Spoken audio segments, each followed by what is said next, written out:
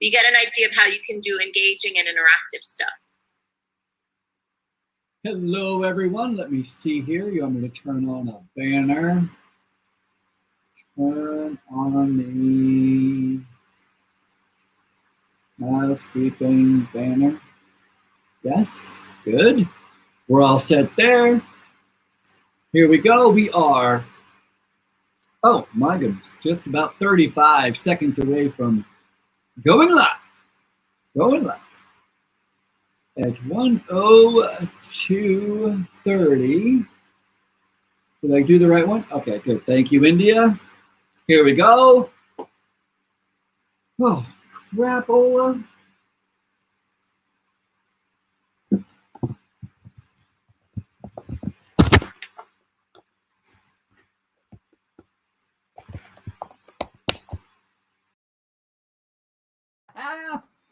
I almost messed up. Oh no, almost messed up. So soon in the day. Almost messed up. I almost had used the wrong microphone. I want to make sure I'm using the right microphone so that I sound professional. You know how we do. How we do.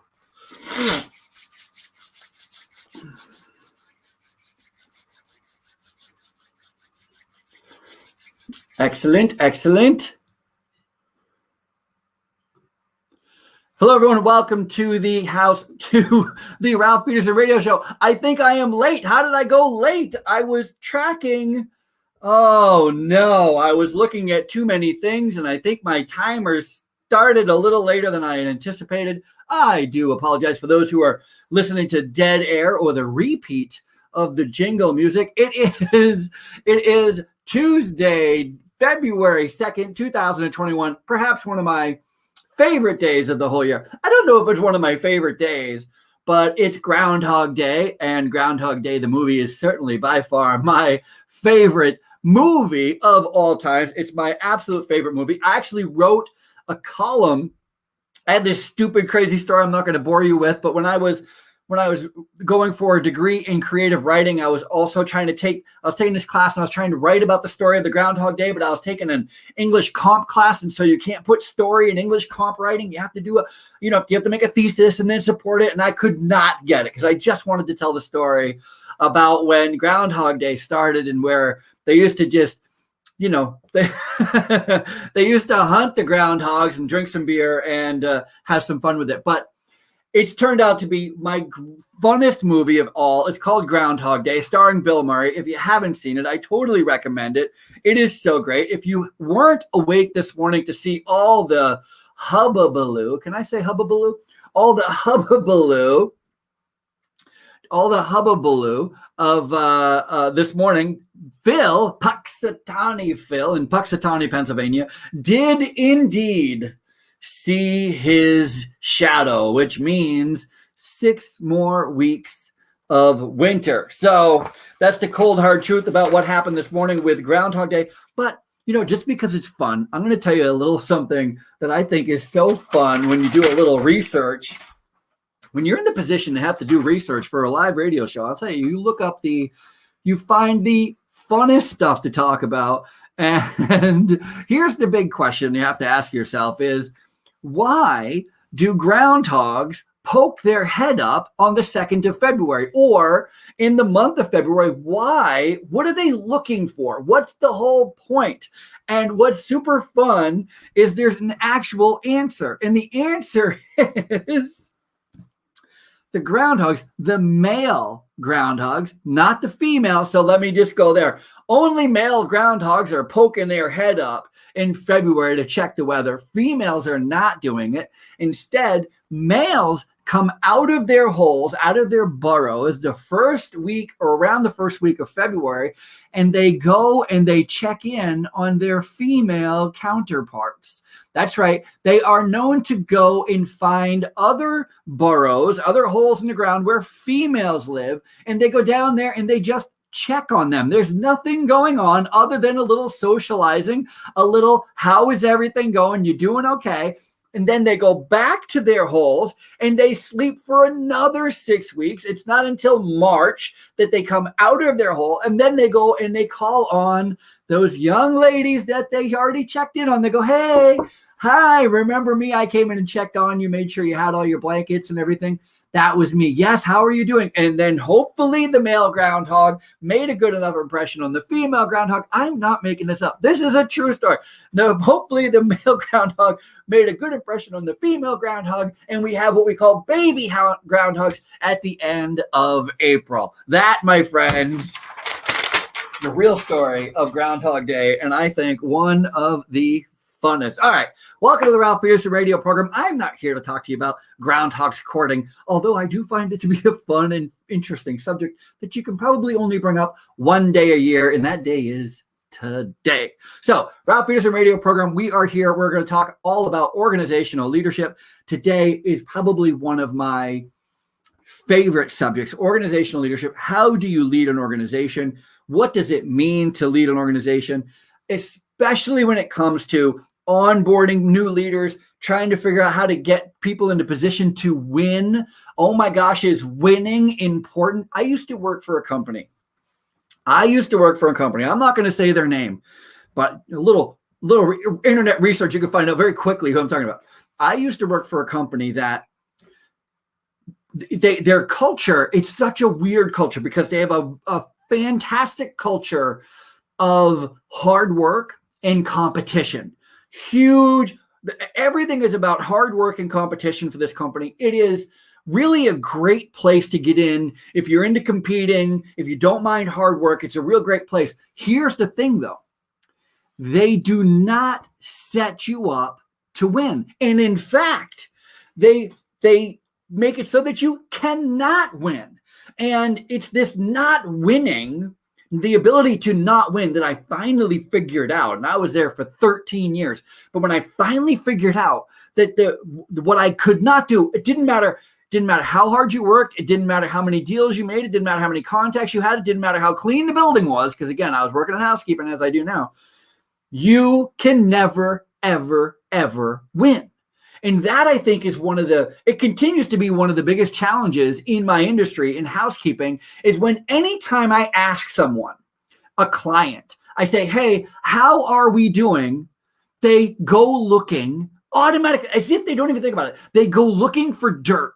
And when they find dirt, by the way, you can find dirt basically anywhere. They point at it and go, well, I mean, there's a little dirt over there. Oh my gosh. And did you see there's a little more dirt over there? And there's a little bit of high dust over there. And did you see that cobweb? Your housekeepers must not be doing enough if there's a cobweb. They don't realize that we're battling what we call insects that make cobwebs. Nobody ever talks about the insects that makes cobwebs. They just assume if there's a cobweb there today, it's because housekeeping is terrible. It's usually, if there's a cobweb there today, it's because maintenance didn't get together and clean up all the... Listen, I can go on and on about this, but my point is they do a terrible job, and I think it's intentional actually, where they don't want you to win. They think that holding the carrot out, dangling the carrot in front of you and never giving you the carrot is the way to motivate you. It is bizarre. It is, like, again, when you're in it, you don't even realize that the company you're working for they made it so you cannot win. And when you cannot win, why bother playing? I don't know a single person who likes to play and compete hard knowing that they never have a chance to win. As soon as I found out there was never a chance for me to win, I remember I was talking about, it's the dumbest way to find out, but I was talking about my performance bonus. And I was getting, I think, like 60% of my performance bonus, which in my mind was about 40% short, because I thought I had hit every one of my KPIs. I thought I did everything I was supposed to do. And when I pushed back and I said, this isn't even close to being right. I mean, if you don't want to give me 100%, fine, then 98, 95. And that's when my boss said something very interesting to me. He said, we would never pay anybody 100%. The most we would ever pay anybody on performance is 80%. You could never, ever, it doesn't matter what you do, you could never get past 80% of your bonus. And I was like, then 80% is the 100%. And he's like, no, it isn't. I'm like, if 80% is the best I can ever do, then 80 becomes the new 100. Let's not make any mistake here. If you're setting up your company to where, hey, your financial goals, if you work hard, you could get this 100%, and you know deep down that there's no way you would ever give them 100%, you are doing two things. Number one, you're lying, which is terrible. And number two, you are setting an environment where your employees at one time or another are going to figure out that they can't win in. And when you can't win and you're still being expected to compete and play, you become disgruntled. You don't try as hard. You don't work as hard. You don't put in as much. It is a terrible idea, but people do it all the time. So when we're talking about organizational leadership, how do you create an environment for achievement, an environment for winning, an environment where you help your employees, engage your employees, especially your managers, to do great things, to get rewarded with great things. It is so super important. But before we go much further, I'm already 9 minutes. Listen, I got on the radio late and now I'm rambling. If you would like to be part of the show, please join us at ibgr.network. There is an entire community there where we are dedicated business professionals to help other business professionals grow their business. We have an entire platform that is based on entrepreneurship. And so it is entrepreneurs helping other entrepreneurs. And there is no better place for you to be than here Tuesdays at 1 o'clock with me talking all about business operations, because quite frankly, nothing else matters. I don't think. I think everything matters. I think how your HR is matters. I think how your people management matters. I think how you sell your services, how you market your services, how you finance your services, how you save your money, spend your money, invest your money.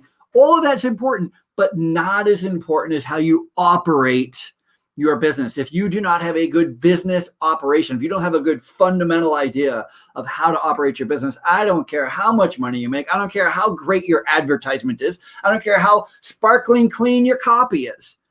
If you're not running your business well, if you're not running it efficiently and effectively, if you're not serving your customers, then nothing else matters. And that's why Tuesday at 1 o'clock right here is the best spot for you. Also, if you want to join in the conversation, if you have questions for me, you have comments you want to make, anything you want to say, all you have to do is go to ibgr.network. There is a flashing yellow question mark on the bottom right-hand corner. You can click on that. You can make comments. You can ask questions. You can join our community of commerce, which is free. You can download all the podcasts. Every one of our shows are later turned into a podcast for replay, so you can listen to them again at your leisure. And, of course, the best part of IBGR is we now have an app, a radio app called IBGR Radio. Go to your app store on your phone, iOS or Android, and you can download the app. And then you could listen to me while you do something else, which is, of course, exactly how you should be listening to me while you're out shoveling the snow. My wife and I shoveled our driveway this morning, and it took us 2 hours. 2 hours. And neither one of us are not good workers. So that's 2 hours of back breaking, snow shoveling, and all of our neighbors think we're crazy. Everyone's like, why didn't you hire that guy? Everybody's driving around with snow plows and snow blowers, and everybody's like, for $150, we'll do this, and for $150, do that. And my wife and I were like, you know what? We're going to get out and exercise anyway. So we just thought we'd shovel the yard instead of going for a run today or working out in the gym today. So it's the same thing. It burns the same calories, and so we happily are out there shoveling snow. And so we'll be right back. We'll talk more about, well, not more about snow shoveling, but something else. Man, this timer is killing me. Sorry. Hi. Good morning. How you been? Afternoon.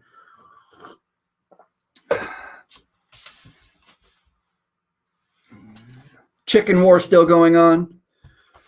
We have some Valentine's Day options for you. It's never too soon to talk about Valentine's Day, is it? Got some face slapping, some dirty, rotten flowers you can send to your loved ones if that's what you're into. I'm not even making this up. You could truly do that.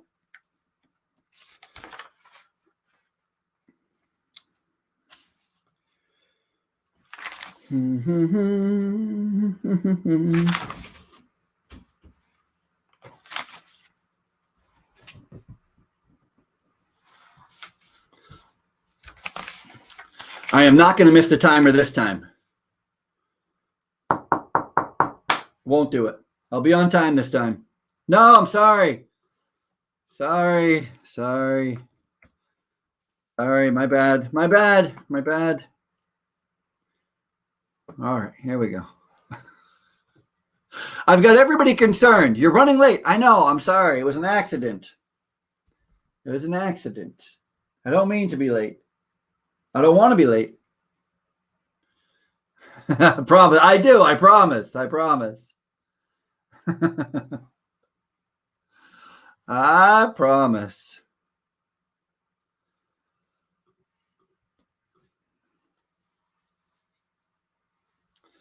All right.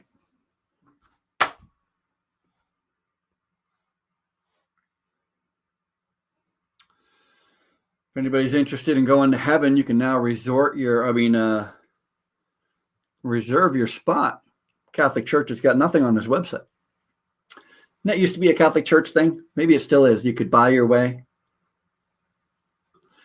Hello, everyone. Welcome back to the Ralph Peterson Radio Show. We are super excited to have you. And look at me being right on time. Isn't that something fantastic? You know, you only have to tell me once, and then I get it right. It only takes one time to get it right. We are here. IBGR.network is the place for you to be. Again, I was saying, you can download the app on the App Store on your phone, your iPhone or your iOS, or Android or iOS, and bring me anywhere you want to go and listen to the radio show. You can listen to any of IBGR's radio programs on the IBGR radio app, which is really super fantastic. And we are also live. We are live right now on YouTube and on Twitter, maybe on Twitter. And we're on Facebook. We are live. Maybe not on Twitter. I don't know what we're all live on. I know we're live on Facebook and on YouTube and maybe some other places. We're also live via IBGR or at Ralph Peterson. Go to ralphpeterson.com and you can find all the ways of watching me instead of just listening to me, if that's what you want to do. I'm going to warn you, I sound a lot better than I look, so maybe you should just be listening while you're out shoveling snow, mowing lawn. I don't know what it is you're doing, part of the world you're in. And go to the IBGR.network for everything IBGR related. Now let's get into this whole idea of organizational leadership, which is the main topic for today's radio program. And the idea of organizational leadership takes on a couple of different meanings. You can go in many different directions with organizational leadership, but the main direction that I would like to talk about, and I think is really key, is from the point of view of the owner, because we're talking to entrepreneurs, the ownership of the organization. Where are you going? And then the next thing I want to talk about is how do you lead, but then how do you grow leaders within your organization? How do you find those next people stepping up into leadership roles? And then what do you do with them once you get them there? There's this whole onboarding, pre-onboarding, there's this whole process that many organizations go through to try to find leaders for their organization. But first and foremost, when we're talking about organizational leadership from an owner perspective, it is so super important that you get super, super clear on who it is you're attempting to serve and what problem you are attempting to solve for them. Those are probably the two of the most challenging questions to answer. I know for me, I was just talking to my friend. Actually, I think I was talking to India earlier.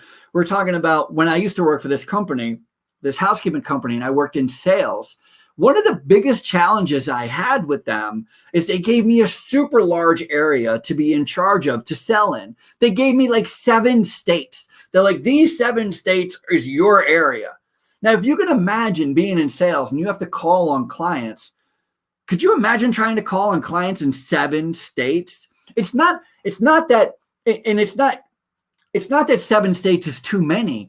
It's that when I first started, I didn't know what I was doing and I didn't know how to focus. And so I would make a couple of calls in this state. I'd make a couple of calls in this state. Somebody would call in with a lead and with another prospect in another state. And all it'd end up doing is I'd spend all this incredible windshield time driving around from one place to the other, trying to make these contacts. And it'd be one contact here, one contact there. And it would be totally crazy.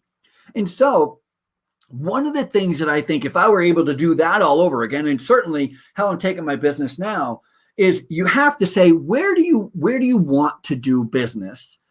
Specifically, geographically even, and then just stay there. Try to find your best way to stay there. The other day, I was driving by a paint store, and this is not, it just dawned on me as I was driving by the paint store, but I've seen it at Home Depot as well, where there are workers sitting out in front of the paint store. They look like painters. They have on the white paint pants. They have, they look like they've been painting. They have paint all over them. And they are just waiting out in front of the paint store for somebody to come in with some type of a project.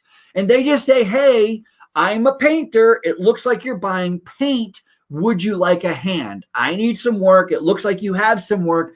Can we work out a deal where I can come with you, help you with your painting project, and we can both end the day quicker, smarter, and I make a couple of extra bucks? That's the concept of going where your money is. That's the concept of making sure this guy who's a painter doesn't do any good sitting out in front of,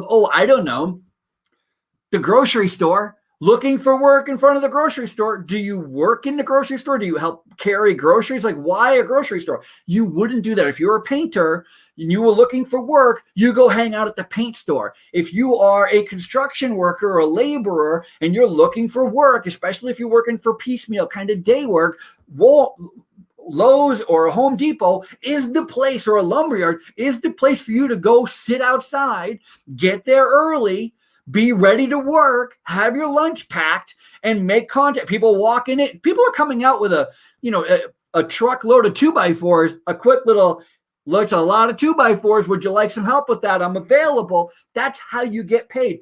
This morning, my wife and I are outside snow shoveling our driveway. 2 feet of snow here on Long Island. Thank you very much. And it was wet. It was nice and fluffy last night. And we were like, nah, we'll just do it tomorrow morning. Of course, the rain came. It made it super heavy. That was us being stupid. But I can't tell you how many people driving down the road with snow plows, with snow shovels, with snow blowers, and they're all just looking for work. They're not at a place where there isn't snow. They're driving to where the snow is. And that's a super important lesson with organizational leadership. Make sure your business is where your customers are. Make sure you are focused with all your energies where your customers are. We are doing a live in-person 3-day workshop on how to efficiently and effectively run a housekeeping department in nursing homes. Now, imagine how specific we are. We're running a housekeeping workshop for housekeeping managers and administrators in nursing homes. And we're doing it geographically on Long Island, and we're doing it in person. So where do we put all our advertising efforts? Where are we going to spend all of our money trying to get people to attend this workshop? Of course, it's everybody on Long Island. We're not going to advertise for our workshop on Long Island in New Jersey, in Ohio, in Hawaii. I have a client in Hawaii, and the Hawaii client wants to do an in-person workshop, but doesn't want to come to New York, right? So it's not only that, but they're 5 hours behind us. And so the timing, even to do it virtually, would be a little bit of a challenge because of the time frame difference. Know who your client is and where they are, and do your best to be beside them, be in line with them. I don't remember exactly what the business was, but I know I just recently heard of a story of a person whose office is by the Penn Station in New York City. New York City is a very large city, as you can imagine.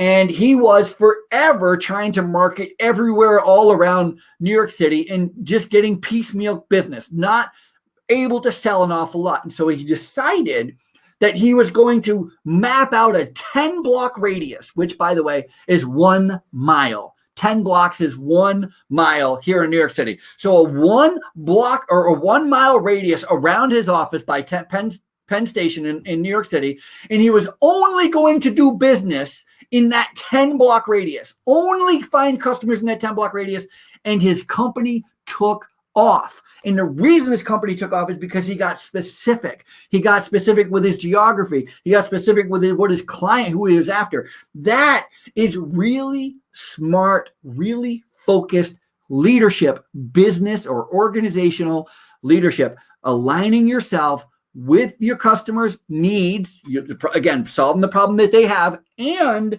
where they are. You don't do anybody any good the more you separate, the more distance you add between your services and products and your customers. So that's number one, so super important. Go and make sure you are where your customers are. The second thing that I would really love to focus on, and I'm going to on the other side of this quick little break, the other thing that I really want to focus on is what you're actually doing and making sure it aligns with not only with what your customers need and what they want and what problem you're solving, but also with your internal organization, making sure that everybody in your organization buys into what it is you are selling, what it is you are doing. And it's very important to understand, like, one of the biggest things that I never realized, took me a long time to realize, is my first sale is to my team. I have to sell my idea to my team. If I'm not successful in selling my idea to my team is not going to support me. They might say they support me. I might get a lot of head nods. They might all like, oh, that's a great idea. But in the back, if I can't get them on fire about the idea, everything is just going to fizzle right out. They're only going to do stuff that I make them do. And trust me, I am no good at making people do anything. It's not my business. It's not what I want to be doing. I don't want to spend my time making you do things. I want to spend my time creating things that are fantastic and fun and useful for my clients. And so that whole selling idea is super important. And there are some companies that I think do a great job at selling some obscure, weird. There's a company, now this is a little bit of a joke, but there is a true company that sells face slapping massages. Yeah, a face slapping massage. That's right. How do you get your pores all worked up? By getting a good slap in the face. And then there's another company that sells rotten flowers. Valentine's is coming up, and if you have someone in your life that you just can't get enough of, maybe some rotten flowers would be the way to go. Maybe not. Not making that up. Right here during the break, let me tell you, there is a company that you can go to. You can literally go to Dirty Rotten Flowers. I think it might be dirtyrottenflowers.com, where you can hire or you can send dead bouquet of flowers to anybody. That's you know what I love about it? I love the idea that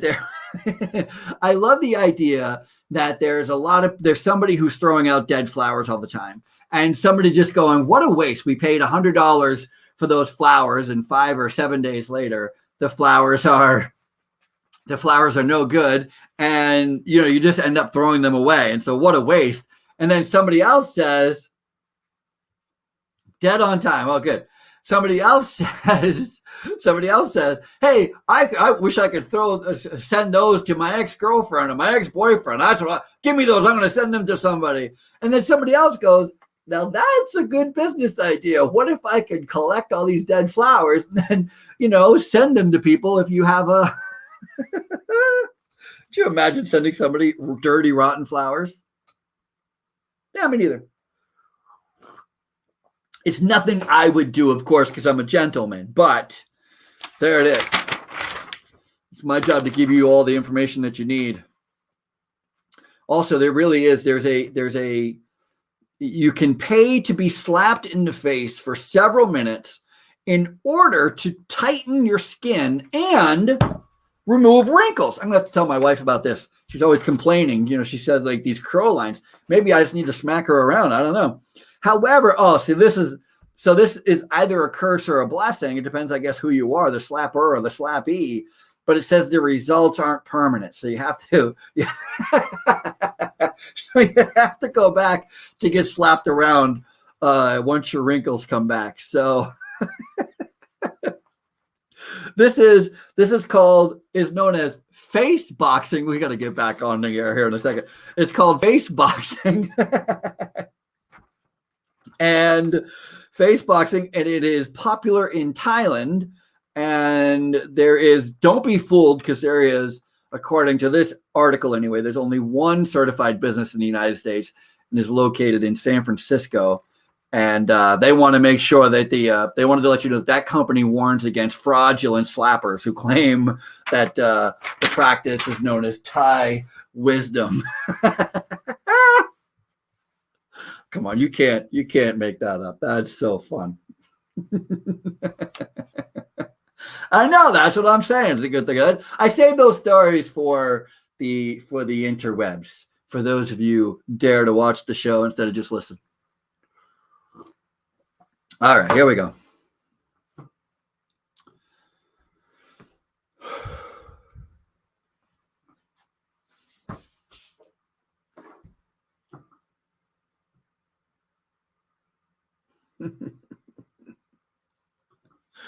Hello, everyone. Welcome back to the Ralph Peterson radio program. We are having a great time here today. It is Groundhog Day. It is the second day of February. We're about 12 days out from Valentine's Day. We're 1 week away, not even, 5 days from the Super Bowl.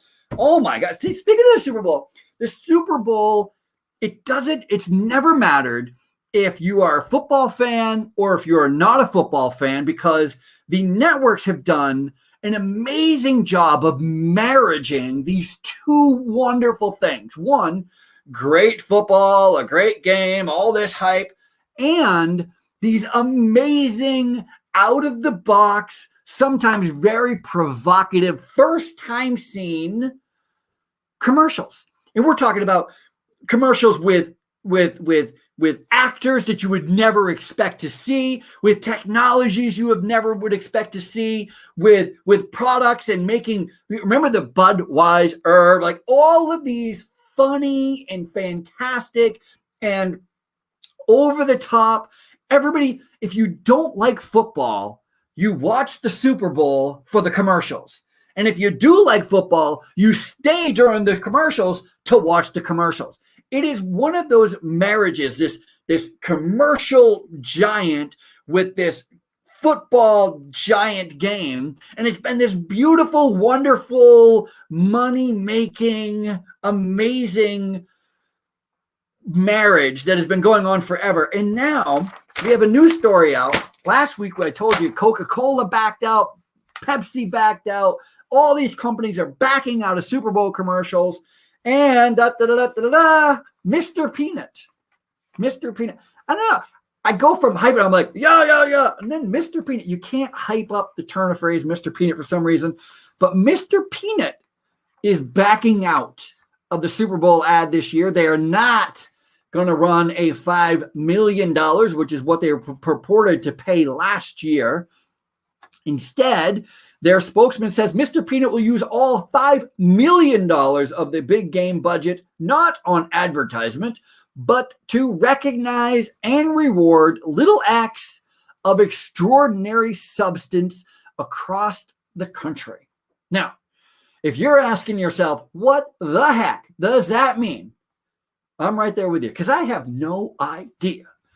Mr. Peanut is using all $5 million of the big game budget. Instead of on the advertising on a commercial, they're going to recognize and reward little acts of extraordinary substance. What the heck? This is maybe the fourth time I've read it. And Mr. Peanut, with peace and love, we have no idea what you're saying.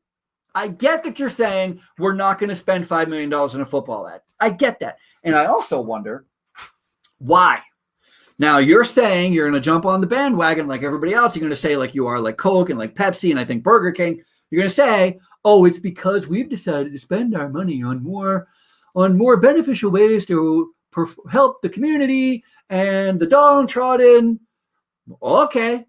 How are you going to do that? And to be quite honest, It's none of my business. I don't care. It doesn't matter to me what you're going to spend your money on. I don't care if you're going to spend the money on if you're going to go and do a football ad or you're not going to do a football ad. Here's the thing. I have never, ever, ever in my 50 years of life cared one iota who's doing a football ad. You know what I care about? I hope that the football ads are fun.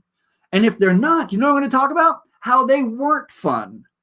That's it. That's the extent you have me. I don't know that I've ever seen a football ad and said, man, that football ad, that spot that Coke did made this football game better. It never does. And it doesn't make it any worse either. It's just a different thing. And so all these companies coming out with going, oh, we're not going to spend our money on football ads. We're gonna do nice things for nice people instead. Hey, how about this, Mr. Peanut? You would have been more impressive if you said, hey, listen, instead of the $5 million we were going to spend on an advertisement campaign, we decided to split it up between our 1,600 employees and give everybody how much of a bonus is that? However much that is, I'm not doing the math. However, we just gave everybody a football bonus. We're going to call it the football bonus. That's it. Football. You want a headline, Mr. Peanut? Make that decision. Take your $5 million and give it to your employees. We're going to look for acts of kindness, and we're going to recognize and reward them. What are you going to give them, a trophy? Sorry, I'm a little hopped up on coffee this afternoon. And truth be told, I'm just a little tired of these big organizations telling me on how much I should care. Oh, you do have a heart. Oh, that's so nice of you. Oh, you're going to give to the little people. How great. When the truth is, I just don't buy it. I don't think they're going to give to anybody. I think they're just saying, hey, listen, we don't have $5 million in the budget. And so instead, let's just put a little PR press fee up there. There's this Ralph Peterson radio program. He's got nothing else to talk about. He'll talk about it. And here I am talking about it. I fell right into their trap. Damn it. I fell right into their trap. There's while all this is going on, of course, there's also a chicken war. You guys have heard about the chicken wars. We've talked about it a little bit on the show because it's funny to me that there's a chicken war. Burgers are out. Everybody is eating chicken. One of my favorite ads, speaking of advertisers, one of my favorite ads is Chick-fil-A's with the cow, and the cow holds up a sign that says eat more chicken. I think that's pretty brilliant, of course. It's really funny, smart, fun advertisement. And now there's a chicken war because apparently the cows have won. Chicken is way more desired at this point than burgers are. And so everything is chicken. And so Popeyes has decided to get political, and not political really. Kind of political. It's just funny that here's the headline. Popeyes restaurant decides to show support for Reddit's Wall Street bets with free chicken tenders promo. and it's called Tendies for y'all. Tendies for y'all. So if you don't know, there's this big hubbubaloo. I don't even know where I heard the word hubbubaloo, but I just heard it recently, and it's funny to me. Hubbubaloo. Not only hubbubaloo, but also I was watching Groundhog Day over the weekend, and it's my favorite movie. And so every time it's on, I watch it, and I make my wife sit down and watch it. And it's one of those shows where, and probably with every movie or every show, the more you watch it, the more you see, the more you get, the more whatever. But there's this one part, I can't believe I never heard it before, but there's this one part where this guy doesn't curse. Instead, he says, as sure as heck fire is something. So he uses the turn of phrase heck fire instead of hell. I got to tell you that I fell out of the chair. Heck fire. I've been watching that show for years. Never realized he said heck fire. And he meant hell, heck fire. All right. Well, anyway, so there is a big hubbubaloo going on with trading and Reddit and whether or not people have the right to short sell a company or hype a company. And then there's some investigation and the government has stepped in and all this stuff. Well, Popeye's Chicken has decided to support those on Reddit. So they've taken a stance, and their tweets are quite hilarious. They are tweeting out all about supporting the Reddit people or the people who are trying to short sell or buy or whatever. And one of the tweets that Popeye said is, "Let's get these tendies." All right. So it's not as funny to you. It was hilarious to me when I read it. Let's get these tendies. Here we go. All right. So back to organizational leadership. We're not talking about tendies, organizational leadership. And we discussed first about being in line with your customers, making sure that your business is where your customers are. And the second thing that I started to talk about and that I want to spend just a couple more minutes on, and that is making sure that what you're doing is in line with what your business is and what your employees have signed on for. That's super important to understand, that being the leader of an organization means that you get to decide initially where you're going as a business. But then once you get me on board, if you hired me to work for you and you said, hey, we're going to start this housekeeping management training company, and it's going to be really great. It's going to be the largest one in the country. We're going to serve all these people and make this huge impact and give everybody all these times and tools and training and seminars and everything so that they can clean their facilities and provide the best service for long-term care. I'd be like, I am in, let's do it. And then I start working for you and you change your mind. You decide halfway through that we're going to do that, but I also want to do a little bit of maintenance, or I want to do a little bit of food service, or I want to get into nursing, or you know what, we should really be capitalizing on this whole new trend of providing labor to the market, or whatever it is. It doesn't even have to be a big, large, sweeping left or right turn away from your original mission as an organization. The challenge is when you don't have an open and honest discussion with your employees about the change.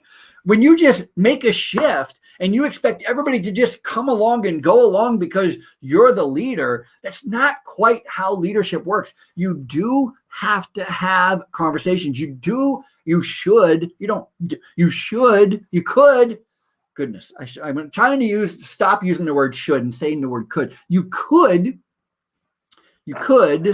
have a conversation with your employees. You could ask your leadership team. You could sit down and have a strategy session. Imagine having a strategy session once a quarter where you just dedicate an entire day or an entire morning and you say, all right, let's do a little SWOT analysis here. Let's see what's going on out in the marketplace. See, we're trying this, but it doesn't seem to be working. Or this that we tried last month seems to be working a lot. Maybe we should be doing more of it, or less of this or more of that. The whole point I'm trying to make is, when in leadership, number one, your job is to point the direction, but then it is also your job to communicate any changes in that direction. Don't rely on your employees to just be able to read your mind and know what it is you're doing and where it is you're going and how it is you're going to be going about doing whatever it is you're going about doing.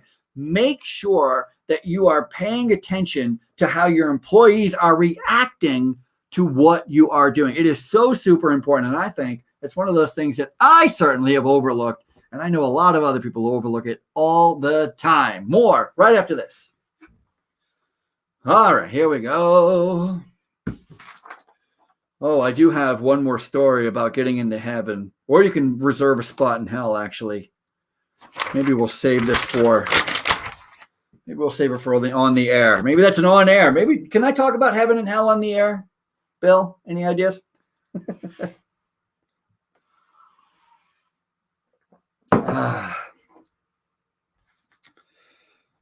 How do senior leaders lead an organization?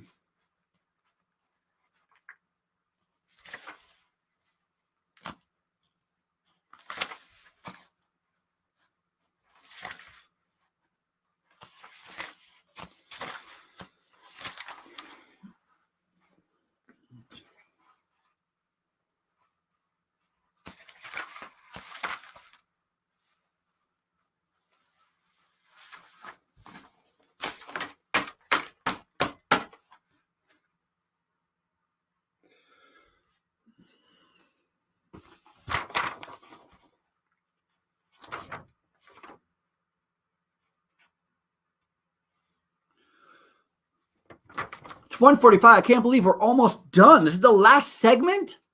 Son of a... Goes by quick, my friends. It goes by quick. Too quick. Too quick.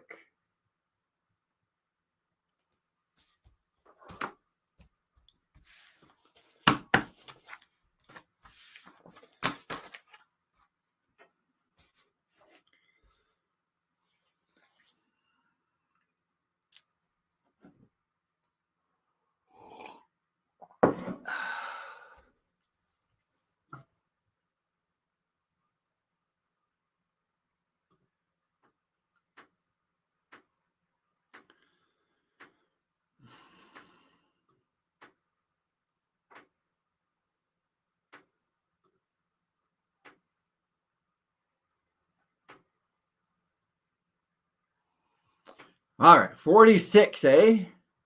Oh, another 60 seconds, and we are going to go live.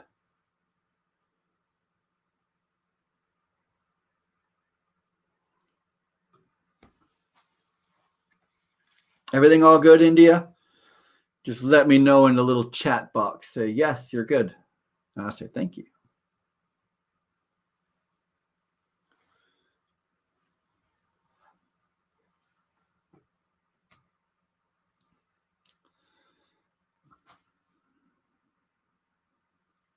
All right, 30 seconds. Last segment of the day.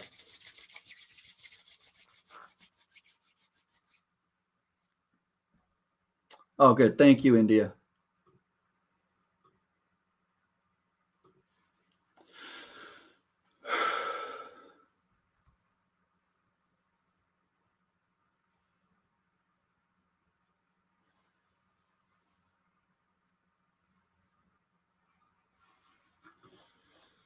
Hello, welcome to the Ralph Peterson program, the final segment of the hour, top of the hour, the last time we're going to be here for an entire week. And then we'll be back next week at 1 o'clock. Make sure you're telling all your friends and family members. Let them know this is the place if they want to grow both personally and professionally. I got to tell you, I think one of the hallmarks of being a good leader, because what I want to talk about in the next few minutes here is how to recognize the next leaders in your organization. Many of us who start a solopreneur, so we start our own company, we have an idea, we start growing, then we hire one person, then we hire another person, and then all of a sudden it becomes a time when you're going to have to start relying on others to do more, and you have to ask yourself, what do you look for? What are the traits that you look for in a person to find out if they have what it takes to be responsible, to be in charge, to help you grow your organization? And I got to tell you, this is going to sound silly, but one of the most important things that I would say regarding initial recruiting or initial looking at somebody initially to find out whether or not they are a good fit for your organization is I look for what time people show up and what time they leave. Because here's the truth. If you are in a leadership position, you have to show up early and you have to leave late. Not willing to show up early, not willing to stay late. You have to show up early and you have to stay late. And in fact, when I'm looking to recruit anybody and I'm looking at other people in my organization, I'm looking for those who are showing up early and for those who are leaving late. Now, that's not a foolproof, because I have some employees who show up early because their ride makes them get there early. But think about that. Think about the person who gets there early and they've taken on some sort of responsibility. Like I have somebody who works for me who shows up really early because their ride can only go at the time of day where it's maybe, I think, an hour before they're supposed to work. And so as soon as I found out that they were showing up an hour beforehand, I thought to myself, how could they help us? Is there anything they could do? And as a matter of fact, they even said to me, is there anything that I can do while I'm here? I'm coming in an hour early. Do you want me to do anything? And I said, would you mind turning on the stove? See, it's a kitchen. She's a kitchen worker in a nursing home. And could you imagine what we have to do when we first get in there? If we start at 6 a.m., 6:30, the first thing a cook has to do is turn on the stove, get it up to temperature. We all know what it's like to preheat an oven. Well, we have to preheat our ovens at work as well. And so imagine somebody showing up early anyway. We give them a little added benefit or bonus or responsibility. Hey, would you mind turning on the stove when you come in here? Give us a little leg up on the preheating process.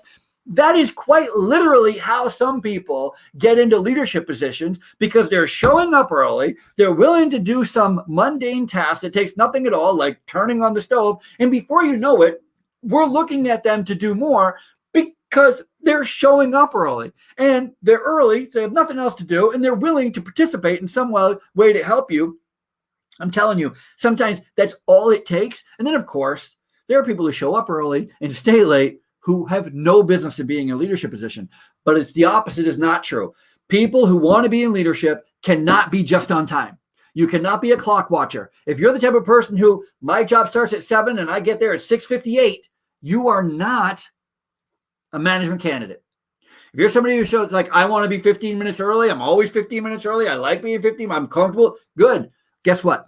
You're on the right path. So finding somebody who is early and is staying late, I'm telling you, or at least willing to stay late, but it is always early, is the way to go. And if you are a manager, you have no choice. You better be early and you always leave late. That's not a wish, that's a have to. I'm telling you, peace and love. I've been managing for a long time. That is one of the hallmarks. The second thing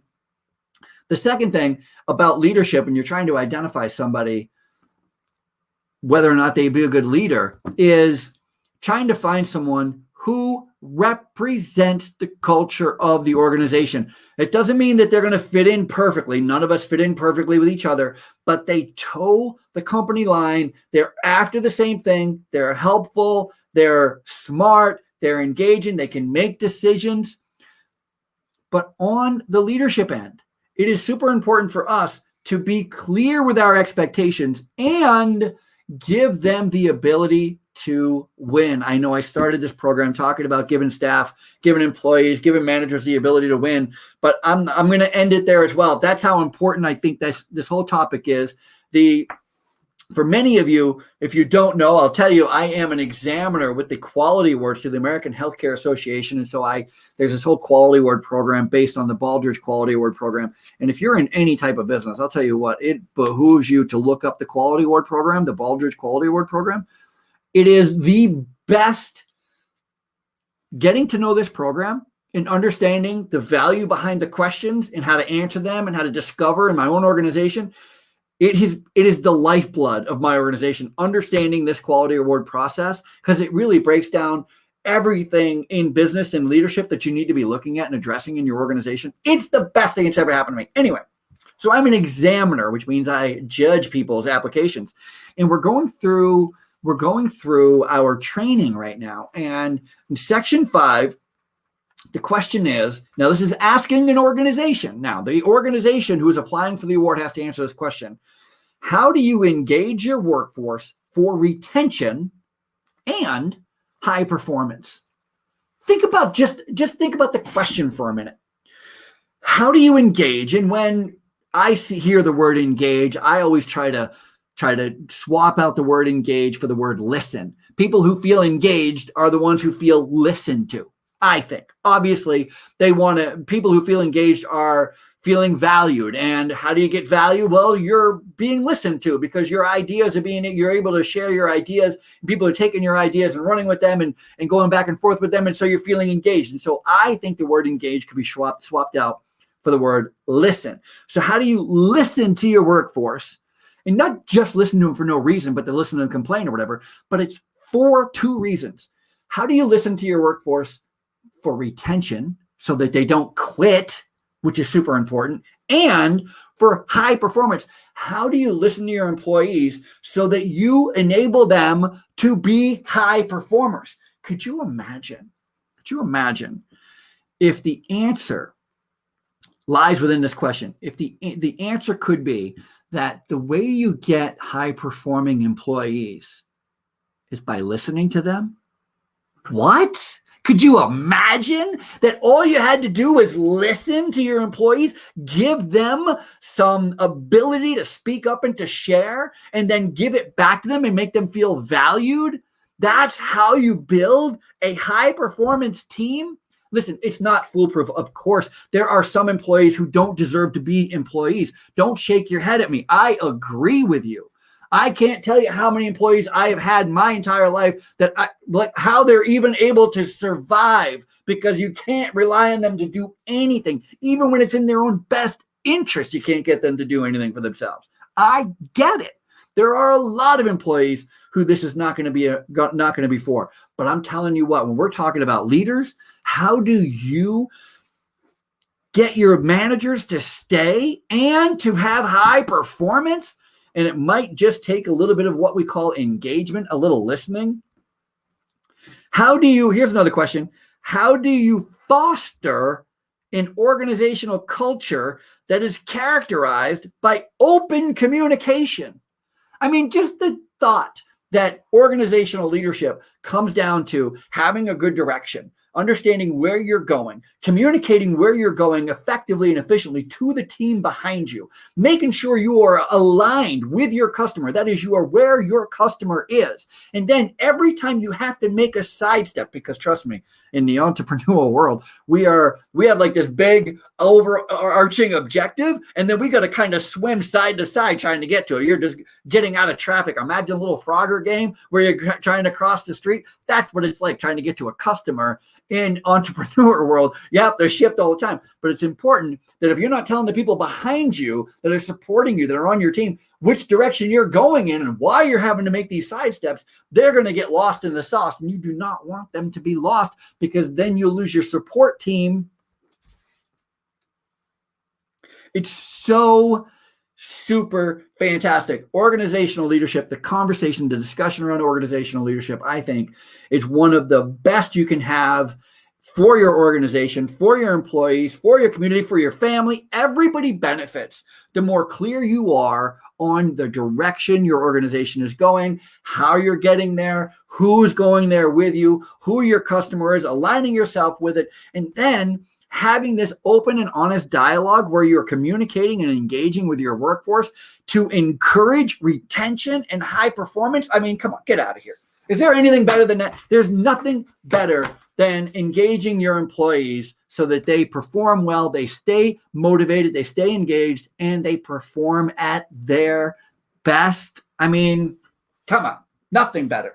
All right, that is it for us here at the Ralph Peterson Radio program. Thank you so much for joining me once again this afternoon. I think right after the show, actually, our latest column called Groundhog Day is going to land in your inbox for those of you who are signed up for it. If you are not signed up to get our weekly email, please go to ralphpeterson.com and sign up for the Talking Dirty with Ralph Peterson. That's right. That's my column. My column is called Talking Dirty with Ralph Peterson, and it is everything management related, although I do management in housekeeping, so it's housekeeping management related. How dare you get your mind out of the gutter? Not that kind of Talking Dirty.